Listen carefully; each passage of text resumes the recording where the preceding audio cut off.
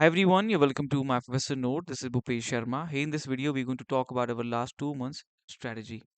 इन बचे हुए 2 महीनों में हमारा exam is going to be conducted anywhere between 31st December to 7th of January. आपको पता है आपके एग्जाम्स के डेट्स जो हैं वो रिलीज हो चुके हैं. आज 18 अक्टूबर है. तो हमारे पास मंथ ऑफ नवंबर है completely और मंथ ऑफ दिसंबर भी है. ठीक है. So we have more than 2 months. Right? We have more than 2 months. It's about 2.5 months we see from here. मान के चलिए कि जो भी हमारे पास अभी ये वक्त बचा है इसमें हमने स्ट्रेटिजिकली इस तरीके से तैयारी करनी है कि ताकि हमारा जो सिलेबस है वो भी कवर हो जाए. ठीक है, ऑलमोस्ट, क्योंकि हम यहाँ पे एग्जाम ओरिएंटेड तरीके से ही तैयारी करने जा रहे हैं. हमें पता है कि हमें सिलेक्टिवली पढ़ना पड़ेगा. हम एंटायर सिलेबस तो करने से आपका होने से रहा, उसके लिए तो चाहे 4 to 6 months भी हो, तो इतना वास्ट सिलेबस है. तो हमें एंटायरली एक एग्जाम ओरिएंटेड अप्रोच लेके ही चलना पड़ेगा. इस उसी तरीके से मैंने यहाँ पे आपके लिए सिलेबस डिजाइन भी किया. अब हम कैसे करेंगे ये मैं चीज़ आपके साथ यहाँ पे डिस्कस करूंगा. ठीक है. सबसे पहले मैंने यहाँ पे मेंशन किया है लिटरेरी थ्योरी को. क्यों? एक तो जो सिलेबस है वो लिमिटेड है. ठीक है, in comparison to the other units. ठीक है, हमें पता है कि हमारे पास 15 to 16 थ्योरीज हैं.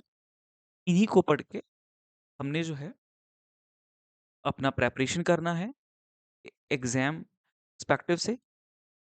So, उन्हीं थ्योरी से हमारे अच्छे क्वेश्चंस बन जाते हैं. इसीलिए सबसे पहले मैंने लिटरेरी थ्योरी को यहाँ पे रखा है. अभी तक जितना भी टाइम था, अगर आपके पास कंटेंट है, आपको खाली वो कंटेंट खोल के पढ़ना है. ठीक है. अगर वो कंटेंट नहीं है तब चैलेंजिंग होने वाला है, क्योंकि आपका आधा टाइम उसमें भी जाएगा. उसके लिए भी अल्टरनेटिव है, I will discuss in the next slide. ठीक है.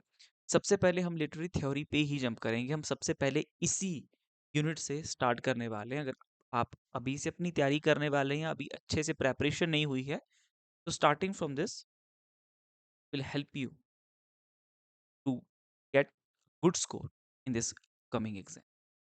राइट. लिटरेरी थ्योरी से शुरू करेंगे. सेकंड मैंने मेंशन किया है यहाँ पे research methods and materials in English. इस यूनिट से 7 से 8 क्वेश्चंस हमें बनते हुए देखे हैं. इसीलिए मैं पहले उन यूनिट्स को यहाँ पे मेंशन कर रहा हूँ जो लिमिटेड है, उतना वास्ट नहीं है ना, ज़्यादा टाइम कंज्यूम नहीं करेगी और कवर जल्दी से इजीली हो सकती हैं. उनको मेंशन किया है. रिसर्च मेथड्स में आपने एक तो साइटेशन स्टाइल्स का आपने ध्यान रखना है. उनको आपने सबसे पहले कवर कर लेना. आपके एमएलएस, एपीएस, शिकागो स्टाइल. ठीक है. ज़्यादातर एमएलए हमारा एमएलए यूज होता है इंग्लिश डोमेन में. लिटरेचर में एमएलए 9th एडिशन यूज किया जाता है. ठीक है. सो थर्ड हमारा है सॉरी सेकंड हमारा है रिसर्च मेथड्स एंड मटेरियल्स में आपके रिसर्च के स्टेप्स, आपकी research methodology, qualitative, quantitative, mixed approach. ठीक है. इस चीज़ को स्टडी करना है. रिसर्च की अप्रोचेस को स्टडी करना है. रिसर्च के स्टेप्स को करना है कि सबसे पहली चीज़ हम क्या करते हैं, रिव्यू करते हैं. ठीक है, जो अभी तक रिसर्च हुई है हमें फिर उसमें गैप मिलता है, फिर उसमें उस गैप पे हम अपनी स्टडी करते हैं, उसे एनालाइज करते हैं. डेटा उसमें फिर हम उसके लिए आपका कलेक्ट करते हैं. Then we assess it and we draw the final conclusion. तो वो स्टेप्स जो आपके रिसर्च हैं, रिसर्च मेथोडोलॉजी वाला पार्ट आपको पढ़ना है. वो हमारा पेपर 1 में भी वो कवर होती है चीज़, तो वो भी आपको यहाँ पे हेल्प करने वाली है. तीसरी चीज़, कल्चर स्टडीज़ के selected topics and criticism, literary criticism. Culture studies में हम सबसे पहले शुरू करेंगे फ्रॉम द फोर फादर्स, जो इसके फाउंडिंग फिगर्स थे. होगार्ट हो गए, रेमंड विलियम्स हो गए, होगार्थ हो गए, स्टुअर्ट हॉल हो गए. ठीक है. ये जो लोग थे आपके स्टार्टिंग में, इन लोगों के साथ इसकी शुरुआत होती है. These are the people we will start with. इन पे आपको डायरेक्टली जंप करना है. इसके साथ हम अपनी शुरुआत करेंगे. सिलेक्टिव चीज़ें हमें स्टडी करनी. ठीक है. इनके वर्क्स, इनके कॉन्सेप्ट्स. उसके बाद जो इसका इनिशियल जो फेज था उसमें जो भी वर्क्स आते हैं उसको हम स्टडी करेंगे. कल्चर स्टडीज़ का जो बैकग्राउंड है वो इंपॉर्टेंट है, वहां से क्वेश्चंस आते हैं. ठीक है. फिर लिटरेरी क्रिटिसिज्म में हमारे पास टी.एस. एलियट है, हमारे पास मैथ्यू आर्नोल्ड है.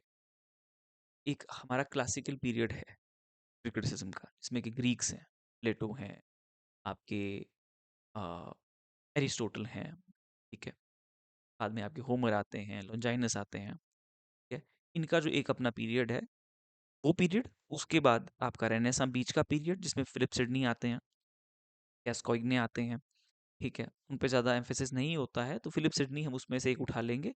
And then we directly come here to the romantic age. बीच में उसमें आपके अलेक्जेंडर पोप ने भी कुछ काम किया है, ड्राइडन का भी कंट्रीब्यूशन है, बीच में सैमुअल बेकेट्स भी हैं, ठीक है। तो मेन ये जो 4-5 नाम हमारे माइंड में एग्जैक्टली आते हैं कि एलियट है, फिलिप सिडनी है, ठीक है, आपके रोमांटिक्स में वर्ड्सवर्थ हैं, आप लिखते चलिए साथ-साथ में, ठीक है? स्टिकोलरिज हैं, उसके पहले सैमुअल जॉनसन है, उससे पहले आ, आपके बेन जॉनसन ने कुछ काम किया है, ठीक है? थोड़ा काम है, वो उतना आता नहीं, उसे हम स्किप कर देंगे। ड्राइडन का काम है ना, ऐसे ऑन ड्रामेटिक पोएजी पे। आपका अलेक्जेंडर है, ऐसे ऑन क्रिटिसिज्म, ठीक है? ये और हमारे रोमांटिक पीरियड, फिर हमारे पास आते हैं आगे विक्टोरियन में Matthew Arnold, and then in present era हमारे पास है टीएस एलियट। इन लोगों को हमने स्टडी करना है, ठीक है? डायरेक्टली इनके क्रिटिकल वर्क्स पे हमने जाना है, selective study. Directly we will go to the heart of the matter. ऐसे नहीं देखते रहना पॉसिबिलिटीज पे कि ये भी हो सकता है, ये भी आ सकता है, नहीं। डायरेक्टली जिस पे हमें श्योरिटी है कि ये इंपॉर्टेंट ऑथर्स हैं, ये 7 से 8, बस इनको स्टडी कर लो। सिलेक्टिव स्टडी करनी है, अच्छे मार्क्स बनेंगे, मैं गारंटी दे रहा हूँ। Major authors of all literatures, क्योंकि ऐसा ही इनको स्किप नहीं किया जा सकता। ये सबसे पहली चीज है जो पढ़ी जाती है, इनको कवर करना, ठीक है? Major authors of all literatures. अब मैंने ये सारे के सारे लिटरेचर्स पे अप्लाई कर दी ये चीज़, चाहे वो ब्रिटिश हो, चाहे वो इंडियन हो, चाहे वो अमेरिकन हो, चाहे ऑस्ट्रेलियन हो, चाहे अफ्रीकन हो, ठीक है, चाहे रशियन हो। इन लिटरेचर्स के, as I have always mention and I have always told you, कि जो भी मेजर ऑथर है उसको स्टडी करना, बस मेजर ऑथर पे डायरेक्टली जाना है, मेजर ऑथर की, ठीक है? उस मेजर ऑथर की जो एज है उसके ऊपर समरी पढ़ लो, ठीक है? उसके ऊपर समरी आप बनवा सकते हो, आप बनवा सकते हो, आप चैट जीपीटी से समरी बनवा सकते हो कि इस मेजर ऑथर के ऊपर मुझे समरी दे दो, ठीक है? होता है कई आपको कई बार वो क्रॉस चेक करना पड़ता है, समरी वो ठीक नहीं देता है, उससे आप क्रॉस चेक भी करवा सकते हो, क्रॉस चेक में भी वो गलती ही आपको कई बार देगा, तो फिर आपको विकिपीडिया पेज पढ़ना पड़ेगा, उससे टाइम आपका लेंदी हो जाता है।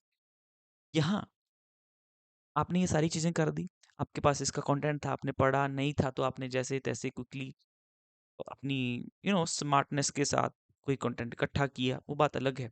बट मैं आपको बोलता हूँ, अगर आपके पास कंटेंट होता है तो आपके लिए चीज़ें ईज़ी हो जाती हैं, ठीक है? यहीं पे माय प्रोफेसर नोट आपकी चीज़ में मदद कर, I provide you exam oriented content, ठीक है? इसी मोमेंट की, क्योंकि हमने एग्ज़ाम क्रैक करना है। अगर आपको पढ़ना है, ये कोई ऐसी बात नहीं है कि सर आपने इतना सारा वो किया हमें लीड करने के लिए, ठीक है? आपने ये सब किया कि you are trying to sell your content and all. चीज़ें एक स्टूडेंट के एस्पायरेंट के माइंड में आती हैं, क्योंकि हम भी इस फेज़ से जा चुके हैं। देखो, मैंने आपको किताबें भी बताई हैं। आपको किताबों वाला रास्ता चुनना है, तो आप किताबों वाला रास्ता चुनिए। आपके पास 2 से ढाई महीने बचे हैं, क्या आप उसमें वो किताबें पढ़ पाएँगे? ठीक है। फिर अगर कोई बच्चा या स्टूडेंट उतना ही पढ़ाकू होता है, तो वो लास्ट मोमेंट तक नहीं रहते हैं। ये बात सब पे अप्लाई होती है, ठीक है? एक जनरल सी बात है ये। इसीलिए एग्ज़ाम ओरिएंटेड स्टडी मटीरियल जो है, एक एक्सपर्ट की नॉलेज से तैयार किया जाता है, ठीक है? तो वही कंटेंट आपको यहाँ पे इसमें प्रोवाइड किया जाता है। 5500 का आपको दोनों किताबें मिलती हैं, क्योंकि मैं नहीं चाहता कि बच्चे फिर नेसेसरीली यू नो उनको नहीं पता कि क्या प्राइस है, इसलिए मैं लाइक बहुत से लोग प्राइस मेंशन नहीं करते हैं, फ़ील नहीं करते हैं कि आप जो है हमें मैसेज करिए फिर हम बताएँगे, but this is not my कि जो प्राइस है वो प्राइस है, ठीक है? 5500 is the price for the study material. इसके साथ आप क्लासेस के लिए जाते हो, इट विल कॉस्ट यू 7500, ठीक है? क्लासेस का अमाउंट अभी कम, क्योंकि दिसंबर में हमारा एग्जाम है, तो 2 महीने में कितना ही बच्चा चार्ज करेगा, एस्पायरेंट चार्ज करेगा, राइट? तो ये इन 6 बुकलेट्स में आपकी आराम से प्रिपरेशन ईज़िली हो जाएगी। आपको खाली बुकलेट ओपन करनी है, रोज़ का एक टारगेट अपना सेट करना है कि मुझे 15 टू 20 पेजेस डेली के स्टडी करने हैं, ठीक है? इतना टारगेट आपका डेली का होगा और आप देखेंगे कि आपका जल्द से जल्द वो सिलेबस कवर होता चलेगा। क्यों? आपके पास कंटेंट है, आपको इकट्ठा नहीं करना, आपको कहीं जाना नहीं है, गूगल पे नहीं देखना। गूगल पे जाओगे तो आपको पता है कितने डिस्ट्रैक्शंस वहाँ पे हैं।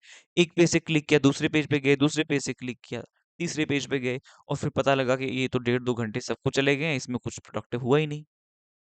ठीक है, so then study material becomes very very important. वो होना चाहिए। आप किसी भी एग्जाम की तैयारी करते हो, ठीक है, तो हमने भी तैयारी की, वो रिक्वायरमेंट रहती है, कोई एक्सपर्ट होता है, ठीक है, और हम बहुत लंबे अरसे से तैयारी कर रहे थे,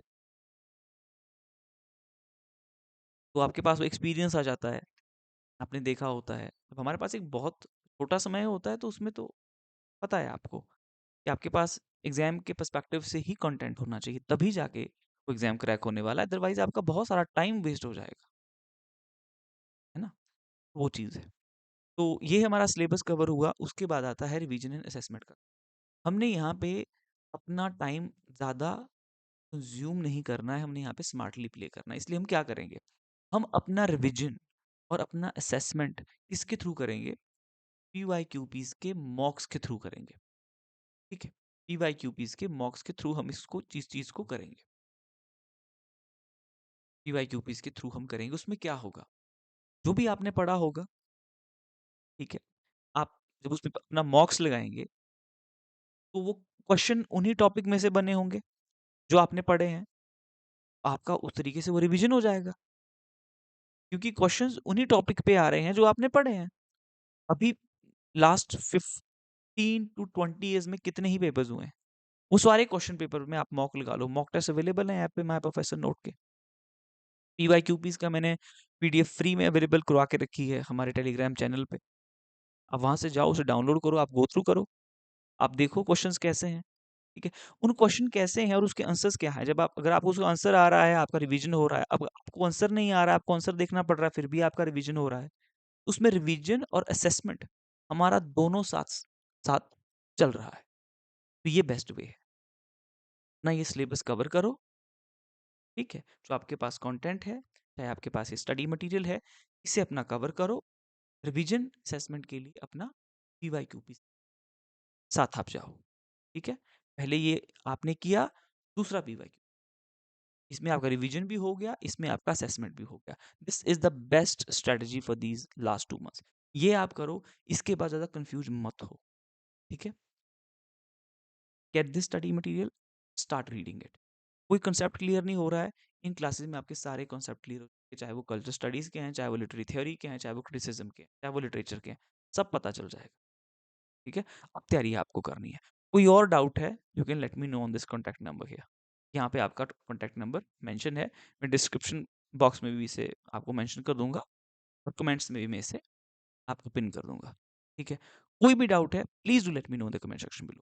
अगर आपको वीडियो अच्छा लगा, do like, share and comment that, and so I can with much more enthusiasm can create more and more great videos. ठीक है, all the very best guys.